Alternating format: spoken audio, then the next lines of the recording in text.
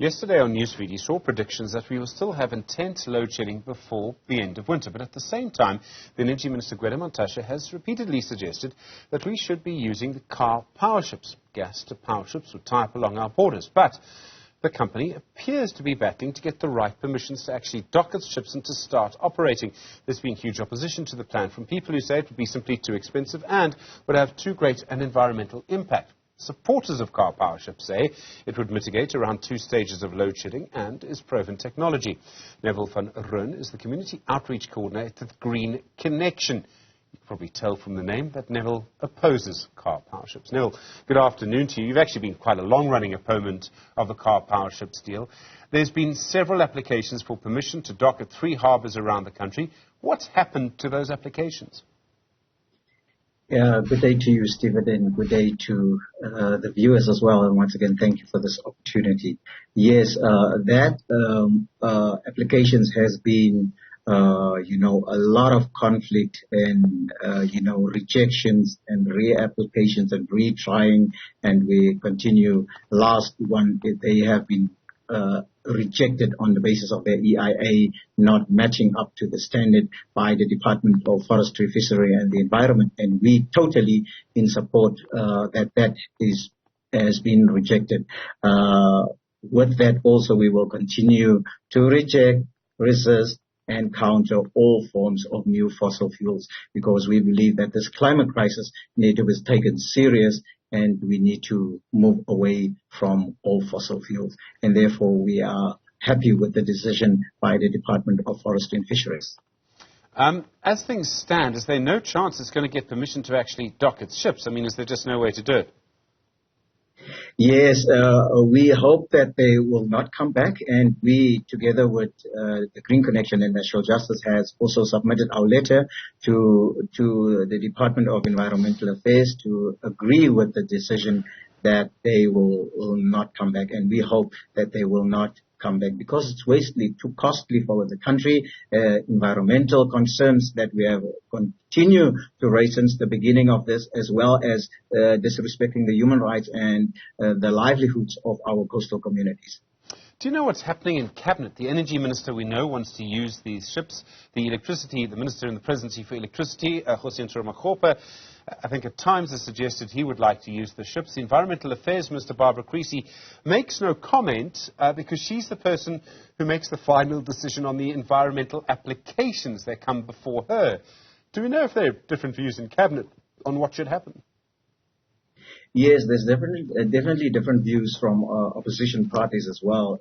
In Parliament too, as a whole, and therefore we just continue to make our stance clear that there is viable alternatives in this country to be used, cleaner alternatives to be used, and that is what we advocate for, bearing the potential that this country has for cleaner and greener energy alternatives. You'll know the argument that comes against you. If you had not objected, we could have had Karpowerships up and running probably 3 years ago. We would have had electricity from them now. We would be load shedding free at the moment and we'll probably get through winter quite comfortably. Yes, the same is true also for renewable energy that takes on quicker to be able to get to the grid, and therefore why not that option? So we wanted another alternative option to be given to us. Why gas ships? Why fossil fuels? That's the other argument that we are standing for. The thing about gas ships, of course, is that they work all the time, and you can patch them into the system quite quickly. They're what engineers call dispatchable power. With renewable energy, you have to hope for rain, you have to hope for wind, or you have to hope for sun. With gas, you get it on all the time. Yeah, that is debatable in the sense that if the sun does not shine, the wind blows. So that alternatives you can both use, and including even wave energy that could be used. So that we wanted to have that on the table as well, comparing to gas ships. That is a fossil fuel. It seems intriguing to watch how this entire thing has played out. Just a few weeks ago, it seemed almost inevitable that we were going to use Karpowerships. What's your sense in the balance of power on this? Yeah, it's very important whether we want them for 20 years or for 10 years. We also have to bear in mind the long-term cost that comes with these ships. We also have to bear in mind the environmental concerns. We also have to bear in mind the climate concerns that is coming along with this, and also the detrimental effect of the livelihoods of our small-scale fishers.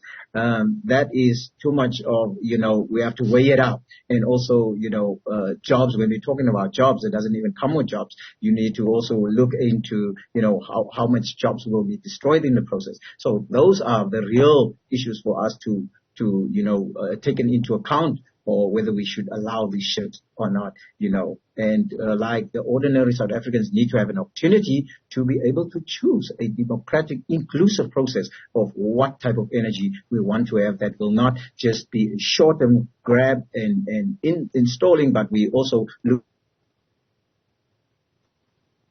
looking at the long-term effects of such a development coming into our shores, into our country. So much has changed in the policy around electricity, and we haven't yet seen the benefits of that, of course, but so much has changed. Do you believe it's changed in the right direction? We're going to get a lot more of what you want, renewable electricity on the grid, pretty quickly in the next, let's call it 2 years.